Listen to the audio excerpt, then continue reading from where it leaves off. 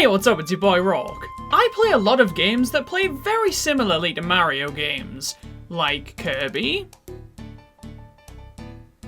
So I decided to hire a company called Mario Productions, whose sole purpose is to find and play games that play very similarly to Mario games, but feature anybody but Mario. Let's see what they've managed to find for me today.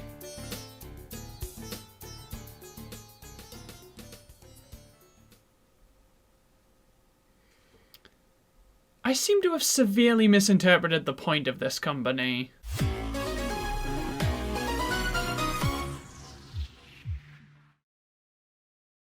What's the difference between Mario World and Wario World? Well, one of them's super. The Mario series is home to a huge cast of characters that are all beloved in the hearts of the masses. You ask anybody what their favourite Mario character is, and you're guaranteed to get such a vast array of answers. If you asked me, I'd say Yoshi. If you asked your boring stepdad, he'd say Mario. And if you asked any sick, twisted pervert who gets off on seeing the happiness drain from the very essence of somebody's being, they'd say Kirsty from Paper Mario Sticker Star. And the correct response to hearing that is violence. With a lot of Mario's core cast of characters, there's potential for them to spin off into their very own series, like Mario did with Mario Kart, or like Mario did with Paper Mario, or like Mario did with Dr. Mario. Luigi, Princess Peach, Yoshi, hell, even Toad have all managed to bag games of their very own. But the first Mario character to ever branch off into their own series was Mario! Oh, shit! That's how you pronounce that? Wario Land, initially debuted as Super Mario Land 3 on the Game Boy in 1994, saw Wario receive his very own platforming adventure. This was a monumental title in the realm of not Mario games, and because of that, I'd rather talk about something else. Welcome to Wario World! Wario World, released on the Nintendo GameCube on June 20th, 2003 here in the UK, and was Wario's first and only 3D platformer. Much like with the Wario Land series, this game acted as a fun twist on the typical Mario formula, where the 3D games at the time, Super Mario 64 and Super Mario Sunshine, featured large open sandboxes. Wario World featured linear 2D styled levels in a 3D space. Listen, all I'm gonna say is,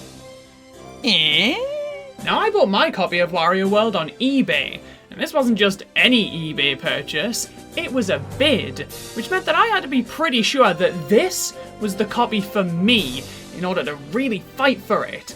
And it only took me until my copy arrived to realise that this is a German copy.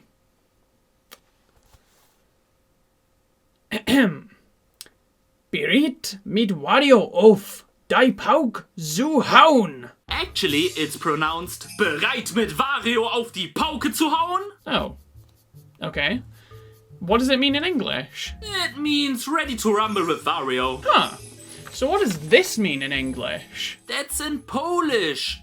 I don't speak Polish. Okay. And what does this mean in English? That's already in English. Yeah, but what does it mean?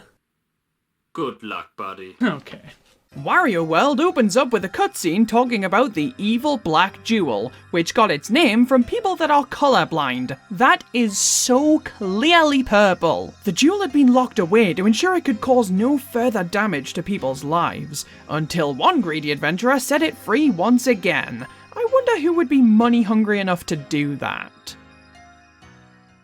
We cut to Wario in a castle made of gold, and all of his jewels are turned into evil spirits, causing the castle to collapse and Wario to fall into a hub world. The goal of the game is simply to free the forest sprites that helped encapsulate the evil black jewel in the first place, and more importantly, regain Wario's wealth. The game is split up into 4 worlds, each having 2 main levels and 1 boss fight. As I mentioned earlier, the levels are very linear affairs, that are almost structured like 2D levels you can move around freely, which combined with the fact that there are only 8 core levels, might make this game sound a bit light in the content department, but that honestly couldn't be further from the truth. These levels are huge and surprisingly dense. Everywhere you look, there's a new little area for you to check out, and there's almost always a benefit to doing so. Wario's jewels and other fancy belongings can be found in chests throughout the level, and the most common way to access a chest is by hitting a coloured button somewhere in the level, and then finding the corresponding coloured panel somewhere else in the level that'll now be holding a chest. This incentivizes you to explore as much of the level as possible,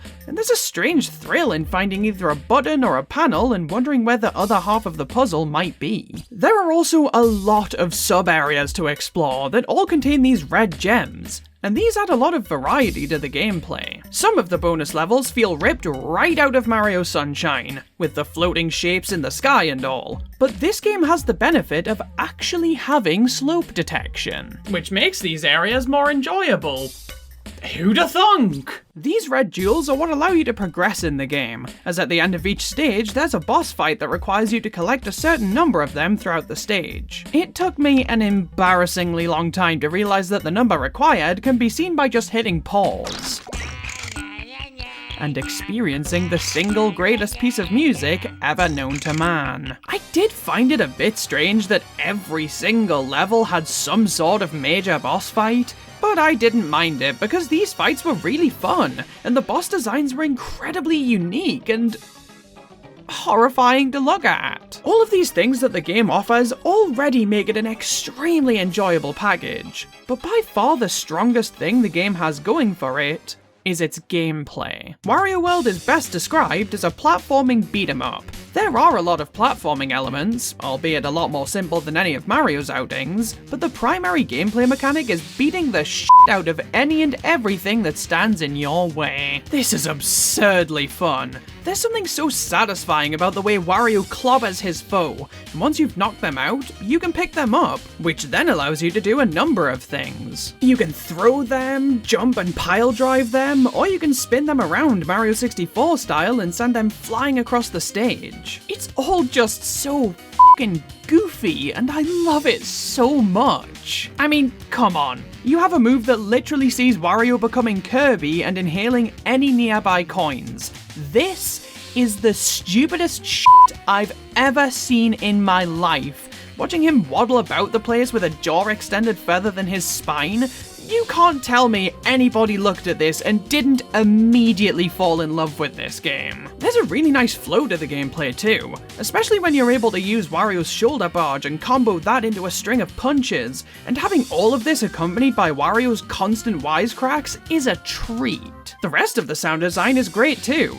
It seems to reuse a lot of sounds from the GameCube Mario parties, as well as a couple from Luigi's Mansion, but last I checked, that's not a bad thing, because those games are sexy as hell. There's a decent variety in level themes too, and all of the areas you visit are super unique and fun to work through. I mentioned how regaining Wario's riches was a goal of the game earlier, and this is most obvious during combat, because the amount of coins that each of your enemies spew upon being defeated is magnificent. Coins are absolutely everywhere in this game, and to me, this honestly gives this game something of a Luigi's Mansion quality to it, where you don't know exactly why you need to collect all of the money you can, other than Wario's greed in this case, but doing so is the single most satisfying thing you've ever experienced. I mean it.